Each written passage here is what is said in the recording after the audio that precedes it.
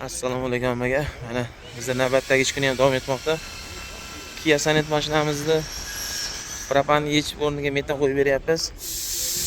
Propanida o'zini miyasi bilan o'zini injektor qoladi. Reduktorimiz adaptiv original reduktor. Akkuratlik qilib joylab beryapmiz. Bu 12 mashinamizga propan qo'yib beryapmiz. 65 talik original jihozlarda. Ichkarida Cobalt mashinamizga metan uстановка jarayon ketmoqda.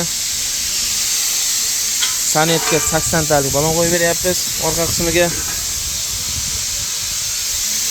Ichkarida yana Cobalt mashinamizga metan 3-pakalini hozir mana oldi qismi qo'yilyapti. Laydo original reduktorlar bilan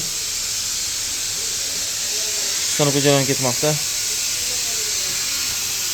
Narx-navolar ancha ko'tarilib qolgan evaziga Cobaltga 3.700.000 so'mga metan qo'yib beryapmiz.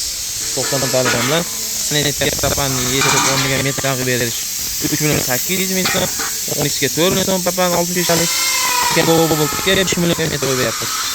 Uстановка jarayon ketmoqda. Kimga mana shunday qilib kerak bo'lsa, rasmlarni qoldiramiz. Bemalol kelsangiz